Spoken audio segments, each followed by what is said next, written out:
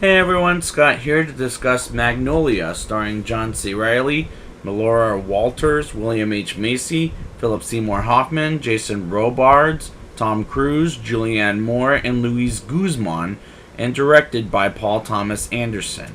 Now I remember this movie coming out to movie theaters, and I thought this was Eyes Wide Shut for the longest time, but I don't know. The only difference is I've never seen Eyes Wide Shut, and I've seen this one.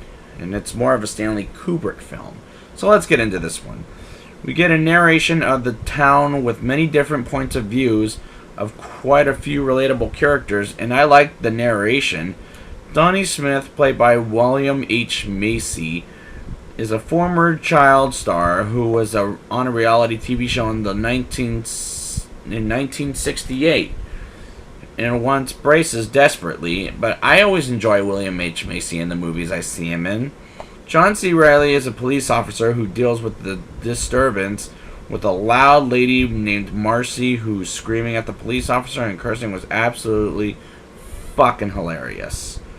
Julianne Moore plays a relatable woman whose husband Earl is dying, and I felt actually pretty bad for her in this movie. Philip Seymour Hoffman plays a rich old man with Alzheimer's named Phil's assistant, or actually I should say Earl at this point, but his name is Phil, I will say that, who I actually really liked in this movie. Like in second place I enjoyed the most. I'll get to my first place next up. Tom Cruise is the most fun I've had in this movie. Even though I do like the characters, he's my favorite character in this movie.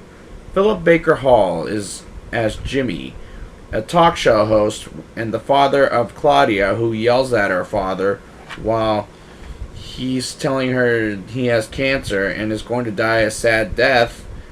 And I like the character, and I felt really bad for him at the end of the movie, but I'll get there when I get there. But, well, no I won't. The kid that wants to be a rapper that talks to the police officer, rapping and cursing, really got on my fucking nerves. Stanley goes on the talk show with Jimmy. Looks like a good reality TV show, but I honestly do not like those scenes because later in the film, he took a leak while on the show was on the air. And he felt really guilty about it. I actually felt really bad for Stanley. The movie is over long at 3 hours and 8 minutes. I kept wondering at 52 minutes into the movie, how long have I been watching this? And for fuck's sakes, just cut like 30-45 minutes of the movie. I would say cut the whole Stanley stuff out. And I will admit this part right now. This is also a very boring film. And nothing's been happening. Like, is this the Seinfeld all over again? When it's about absolutely fucking nothing. When it starts to rain frogs, and I'm going to jump to this scene at the end.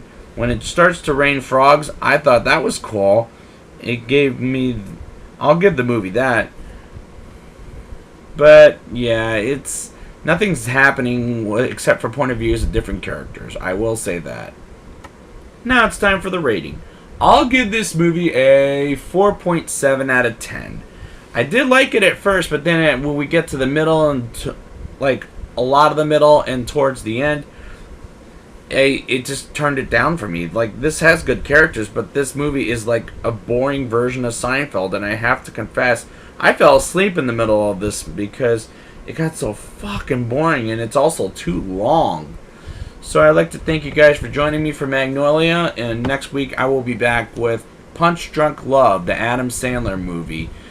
And before I go bye-bye for today, I'm going to say thanks for watching. Hit the subscribe button. Click some likes.